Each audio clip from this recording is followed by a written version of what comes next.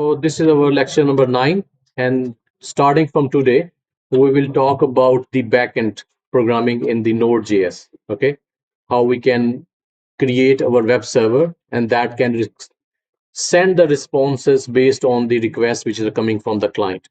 So we have this architecture. We have a client which make or send a request to the server.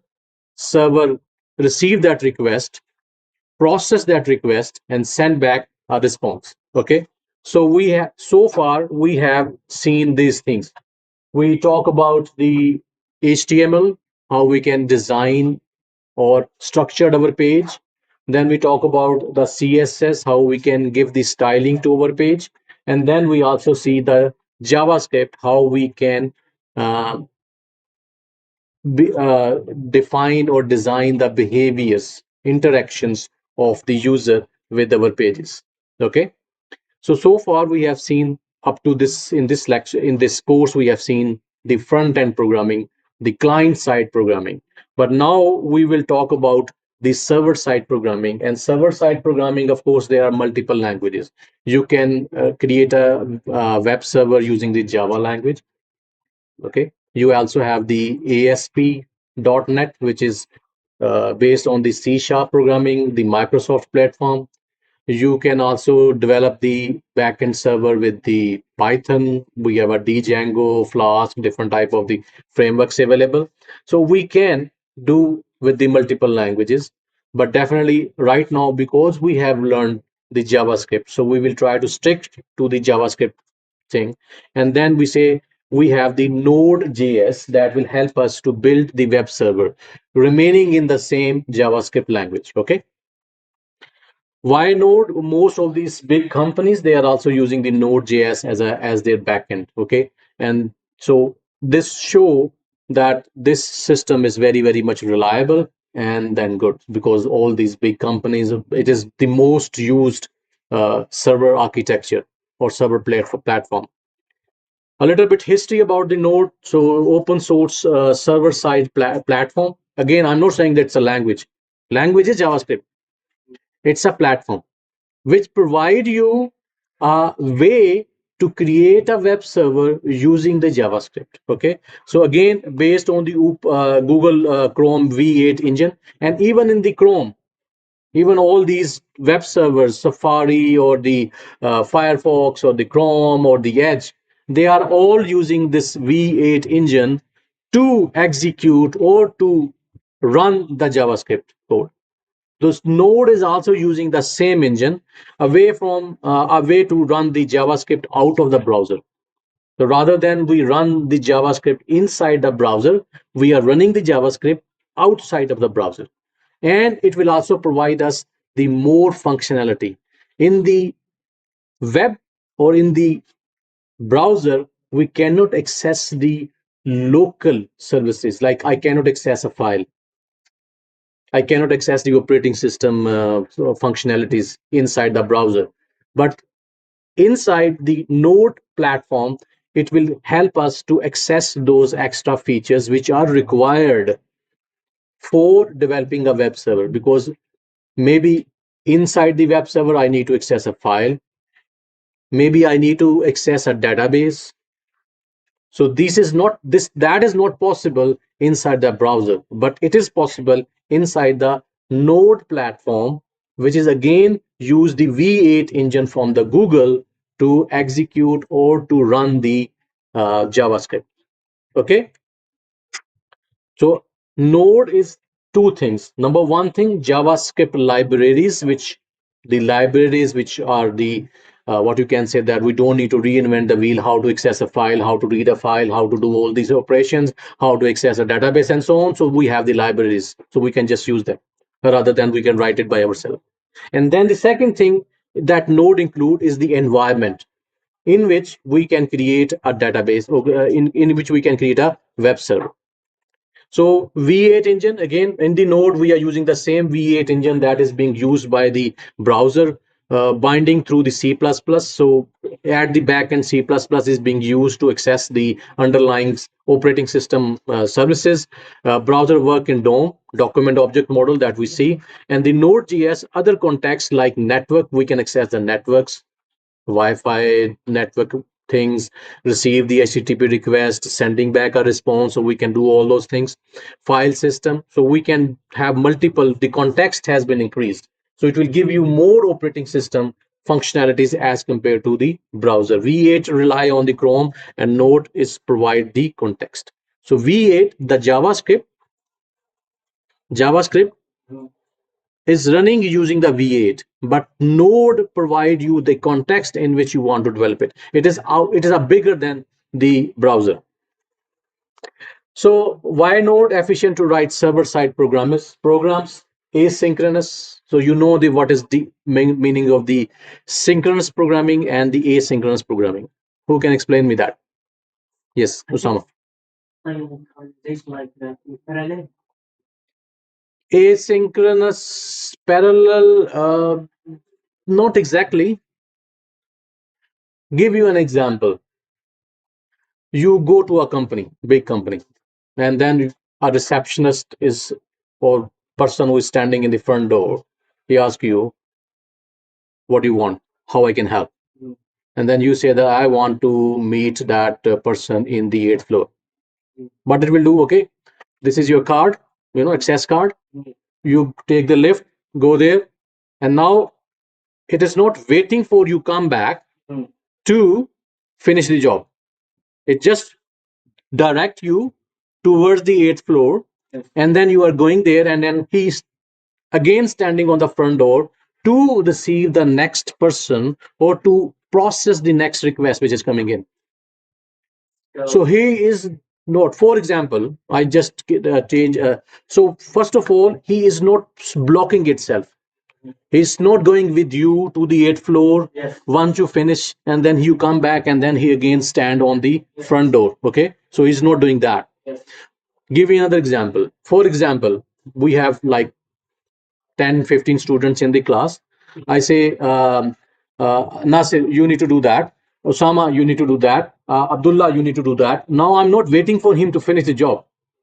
I don't wait for Nasir to finish the job. I don't wait for Osama to finish the job. Okay? And I don't wait Abdullah to finish the job. So I'm not ready. I give you a job and then I move. So you can consider I am a program. Yes. So I, at the line number 1, I want to ask Nasir to do something. Yes. In the synchronous programming, yes, what will happen? I will wait as a program. Nasir is a method. Yes. And I am a main program. I make a request to Nasir that he need to do something, and then I'm waiting. I'm not executing the next line. I'm waiting for the response from the Nasir. That is called synchronous programming. Synchronous programming means I need to wait. Once that method will finish the job, it will give me back the results. Then I will go to the next line and execute my code. In asynchronous mean that I will give the work and then I go to the next line.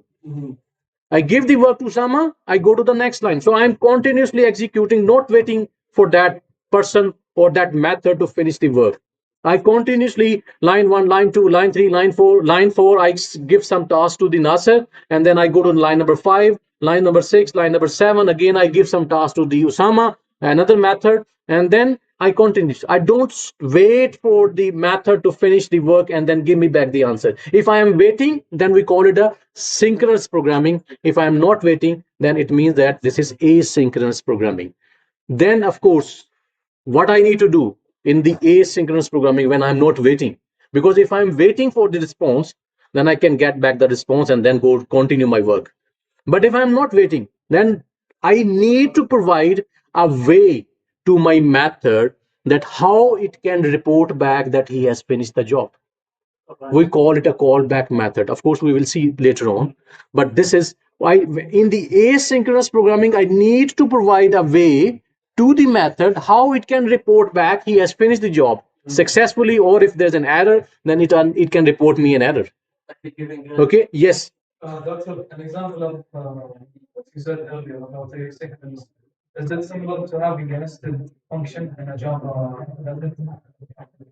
No, no, no. Nested function is not the Java programming that you have studied. To be on, I mean, I think that it is all synchronous programming that you have studied so far. Okay, so here I will give the task, and then I also tell this method that when you finish, you execute this method. So in this way, I am getting back the response, the results. I will show you when it comes, but asynchronous programming. So Node is handling everything asynchronously. It is not waiting. Okay.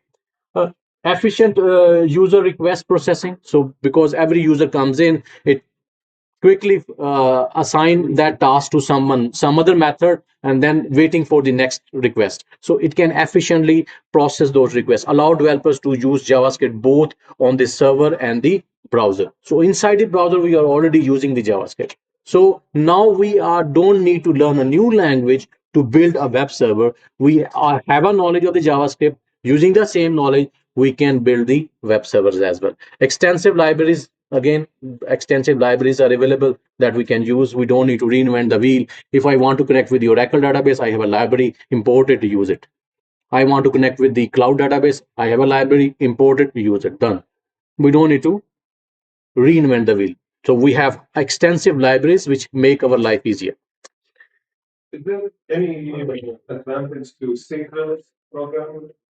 Look, depending on the if you have a lot, for example, in the online system, Google in one, I think in 1 second, it is receiving more than 50,000 requests. If for every request it stop and wait, it will not be able to process that number of requests.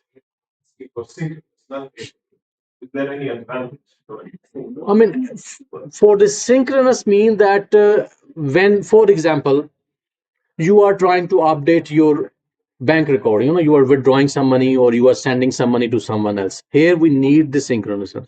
Why? Because if I move for example, you are performing multiple actions, in that transaction, you are withdrawing, you are adding, you are subtracting, and all that. So if we are not waiting there, then it creates problems. So maybe you are sending the money, it does not detect it from your account. So there are some places where we need to be make sure that everything is synchronous, but there's some places where we need to make sure that, for example, I give you the example of the Google search. Asynchronous is perfect, but synchronous is not going to work for that one in that situation. Okay.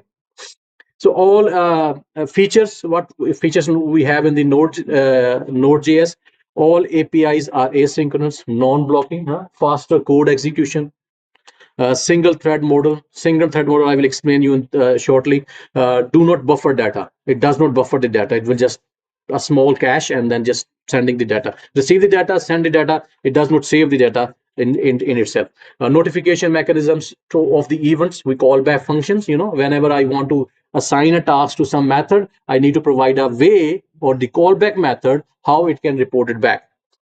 So this is our what you can single thread model. In the single thread model, node is a single thread. So it is waiting, that thread is waiting for the request to come in. So request comes in, then request comes in, it will, of course, it will take some time. It will execute, okay, to whom I need to assign. It will take some decisions, and based on that, it is an IO.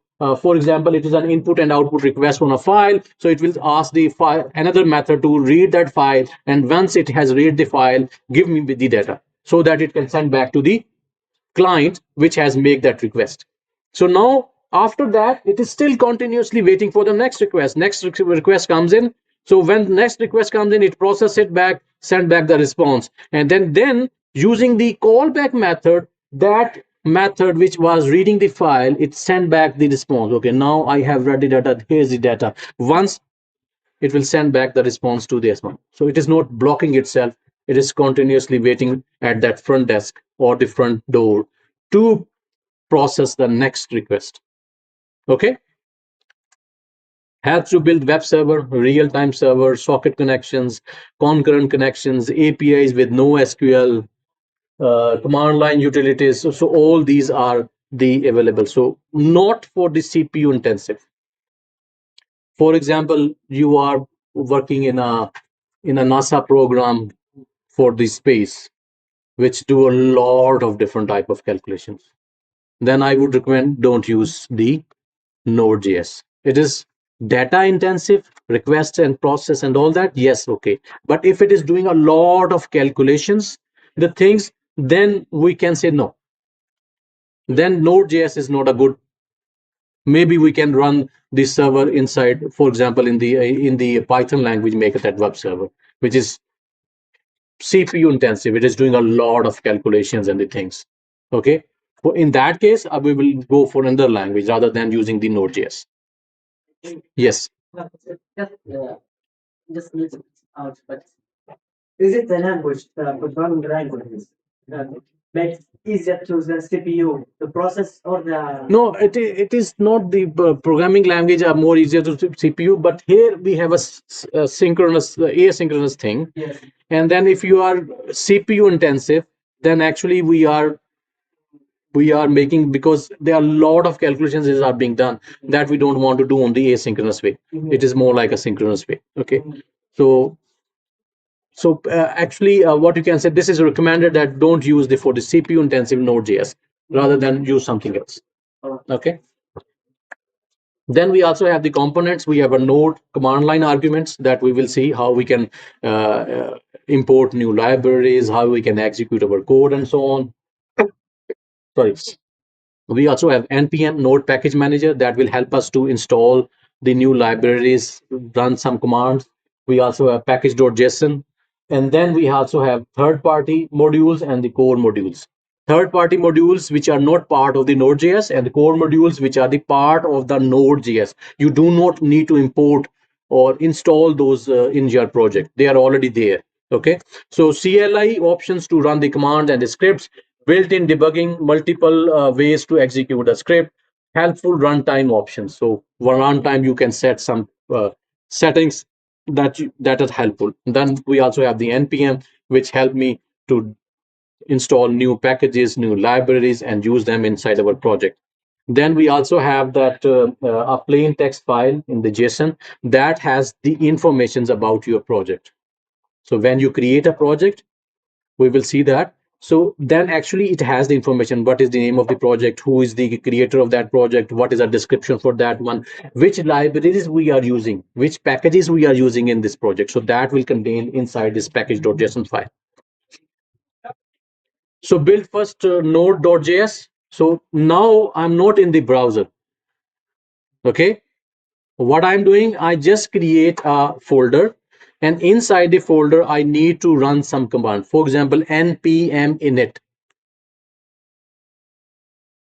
So that will, if we want to create a project, that we will see later on. But right now, I open a project, create a folder. Inside that folder, I create a simple file, .js file. First experiment.js file, my file.js, but JavaScript file. And inside, I write down this thing, console.log. Remember, in the browser, we have a developer tools, open that, and then inside we have a console. There you can see that information. But here, no. Okay. If I just quickly show you this thing, and then it will be much more easier. So what I will do here, where is my this one? So let me open up that here.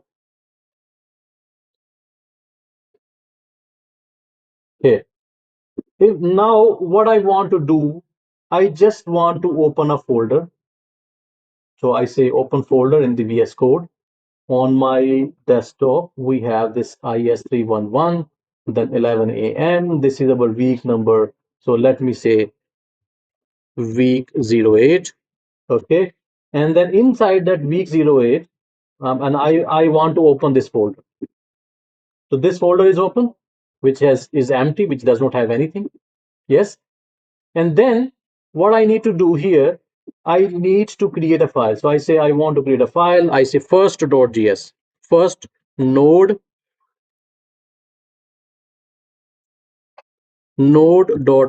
Let me, So I just create that file, first node.js. Okay. And then inside the file, I write that one, console.log, and then I say hello from the node world. And I save that file. And our prettier automatically putting that semicolon at the end. Okay. So we have this file. So now if I want to run this file, this is a node, this JavaScript file. I want to run it outside of the browser. Okay. How I can do? I can go to the terminal, open that new terminal. Okay.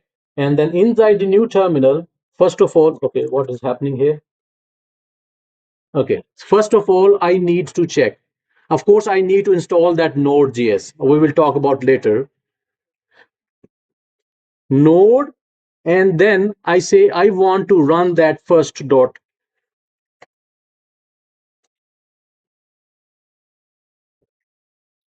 node.js file inside my terminal using the node environment.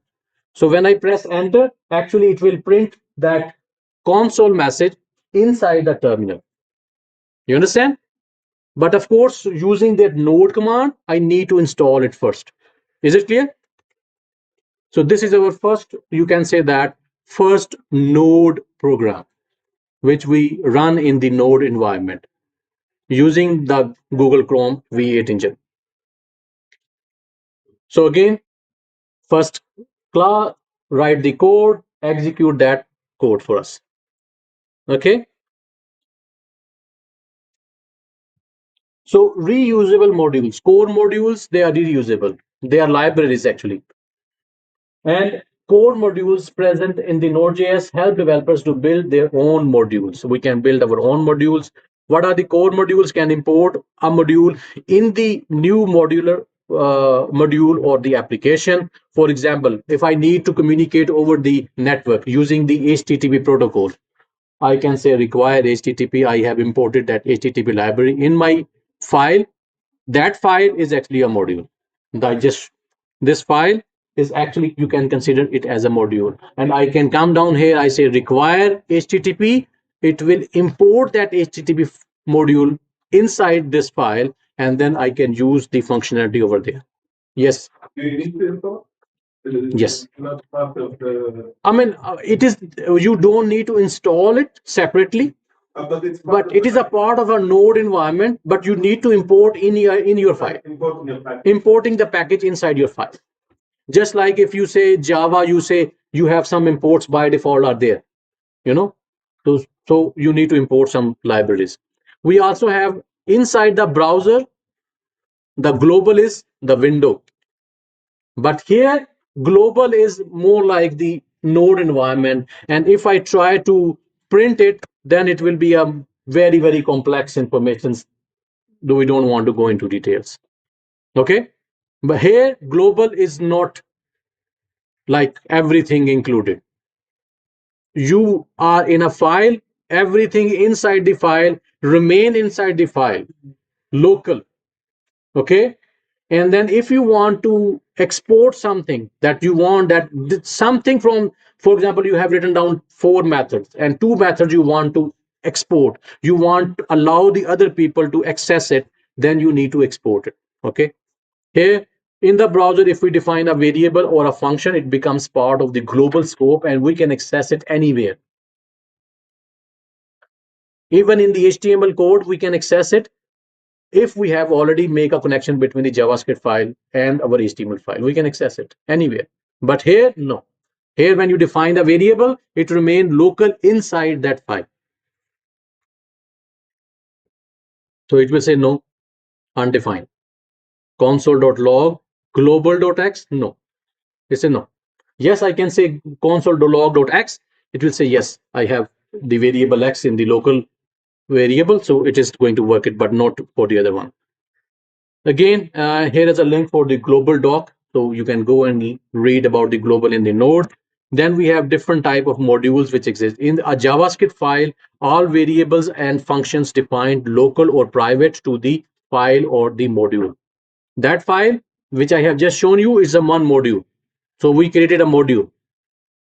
Everything that we are writing inside, that will be private inside it. So create a so we what we are saying, that console.log module.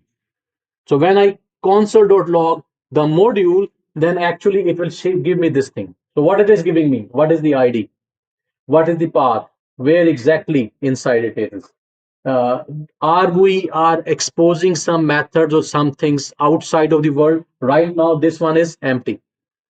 We are not exporting anything from this module. And then we have a file name and so on. So it will give me information about that module. But of course, here we have just one console.log file, log statement. So it does not have anything much over there. So let's build our modules. So now instead of writing that single one line, I write this function print table, and then function print line. And then if you look at the last line here, so this is one method, this is another method. And in the last line, if you look at that, I say export module dot exports. Remember that we have a method, we have a object. Remember in the object, so module is already an object which exists. And then inside the module, we also have the exports object. Yes. And then we are saying that dot print table. So it will try to check if inside the exports object, does the print table property exist or not. If it is not, then it will create that property and assign this print table method to that one. So we're using that print table name, we can execute this method. Okay. And then we are making it available to the outer world. Okay. So now we have another app.js, and inside the app.js, we have imported our own module that we have just created, that file name. And then we say empty, we assign that name. So that will become the export object. Inside the export object, we say we have a printable method and we want to execute it. So once it will execute on the console, on the command prompt, in the terminal, it will print me this table. Is it clear or not clear? Let's do it, huh? So first of all, this is my first Node.js. And then I say I want to have this function print table, and then it will take a number. And then here I just say console.log.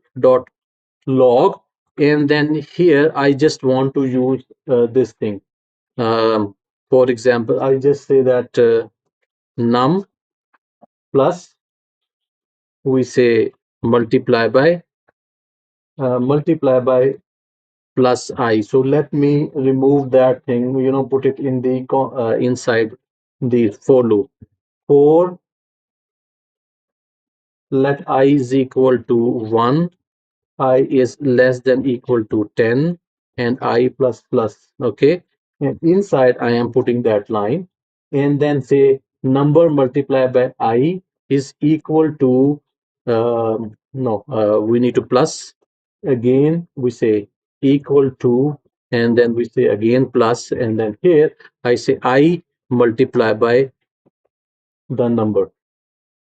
Okay. And then at the end, what I'm doing here, I want to export. So I say, not midpoint, I say module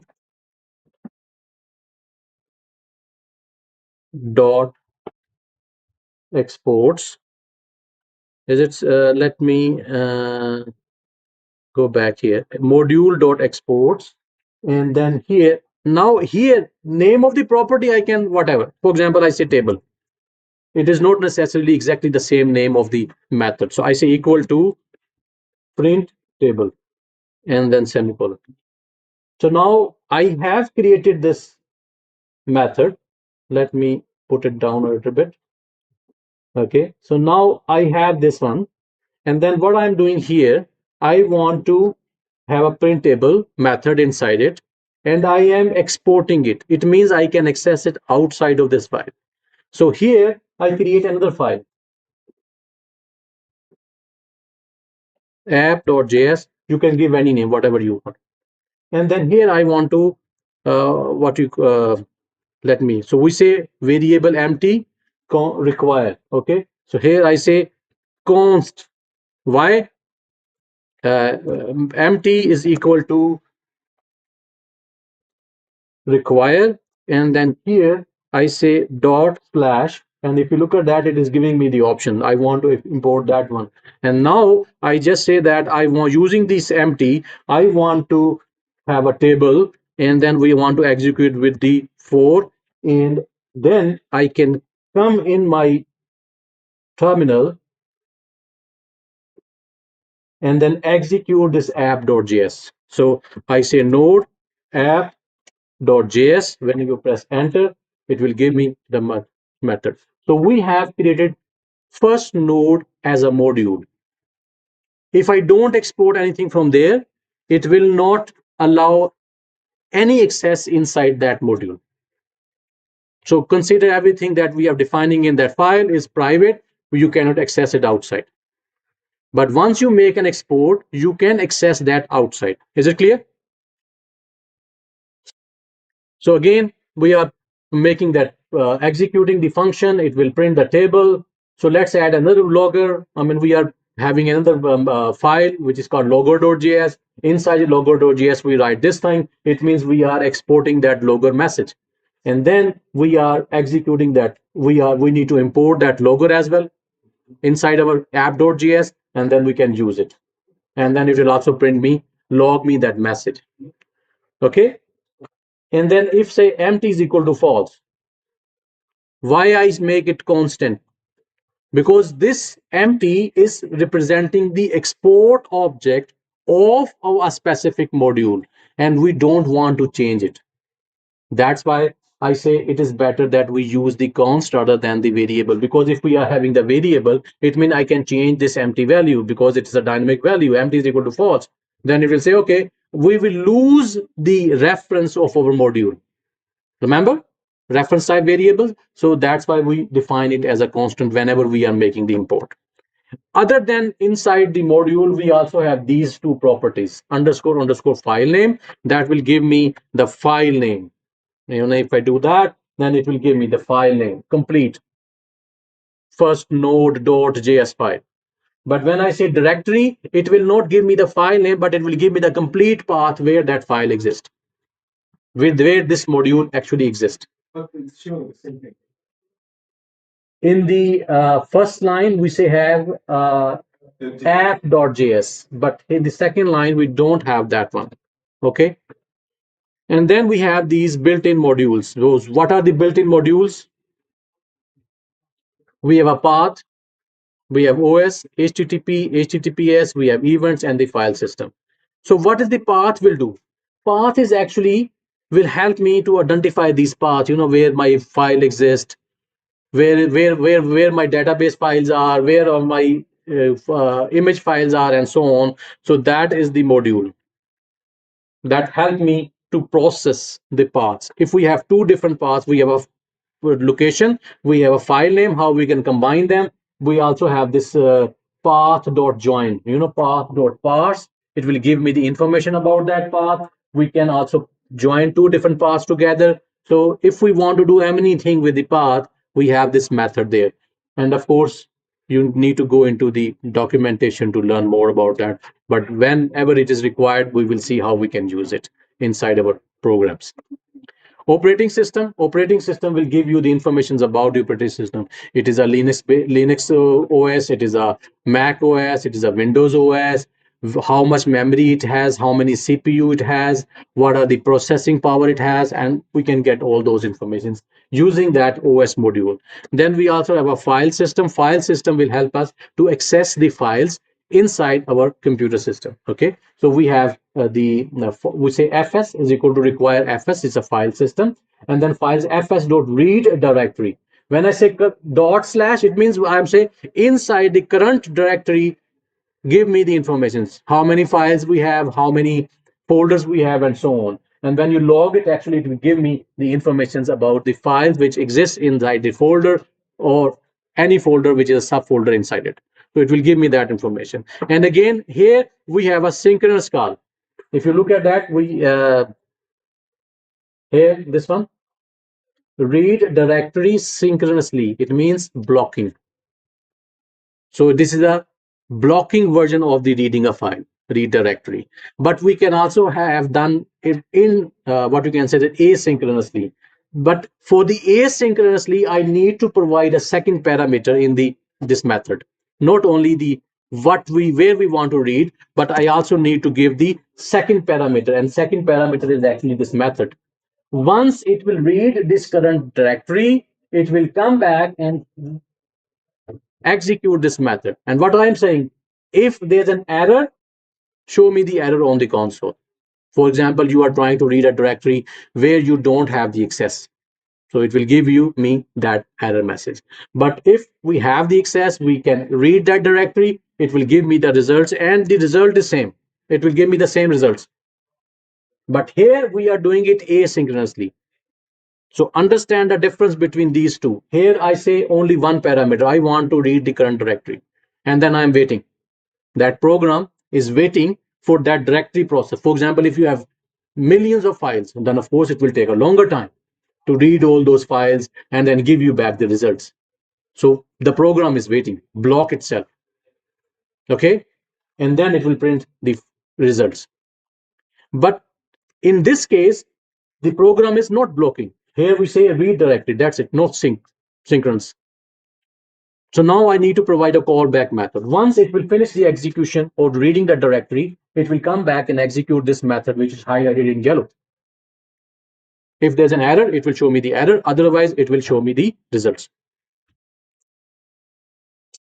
Okay. Then we have modify the app.js in the first module folder. And then we are having the process. Require process. So if we want to command line arguments, command line argument when I'm executing this file, node app.js. After that, I can give some more inputs into this process. So that for that one, we need a process module. And then what I'm doing here, I say from that process, we want to get the arguments, the command line arguments, and then we are executing. So here, rather than executing the line like this, I just say node app.js. I also provide the command line arguments or the inputs. And we can access using the process, access them inside our module, and then accordingly we can execute the print table method or the logger, the message. Is it clear? So again, these are the different things that we can, if we look at that, we have arguments. We have first argument, actually the location of the node. Then second argument, the file that we are executing. The third argument is the string, and the fourth argument is the value, the number itself. We also have the events. So EventEmitter. So just like in the JavaScript, you say on click of an button, you can execute a method. So this is an event handler, which handle the event, click event. We also have a drag, bring our cursor on the thing, then it will hover the thing. That is also an event as well. Yeah, if we want to handle some events, for example, what would be the events in the Node.js? You have received a HTTP request. That is an event. Okay, the program has received an HTTP request, so that is an event. So all the web servers need to implement that event. Because the web server, what is the purpose of the web server? It is waiting on the port number 80 in the computer, which is the default port for the HTTP request. It is waiting on that door and then waiting for the HTTP request comes in. Every web server is doing the same thing. Okay, so it need to implement that HTTP request has been received. So receive request need to be implemented. So we have the events, which are events library, which help us to implement such kind of the events. Okay, so EventEmitter is a class to emit or and handle event. Emit event. I can also define my event. My event. I can give it a name and then say emit that event. And then if there is some other program which can handle that, which will process it and then process request. So what we are doing here, we say we are importing the events library. Then we are say constant emitter is equal to new event emitter. And then we say emitter.on. Emitter.on mean that I am defining my own event rather than on click or http request received, on page load, and so on. So we are saying my event, I am defining it, the name. Okay. And then I say if this event happen, how I am going to process that event, how I am going to respond to that event. So that function will be executed whenever this function event will be executed. So my image is similar as my image in the example, right? Sorry? In the basics in Java video, right? On click my image. When I click the image, like turn it on and turn it off. Yes, yes. All right. So actually, when I click on it, yes, it will change. It will execute that method and change the image. Okay, in that image element. So here we are saying that when this event happen, execute this function.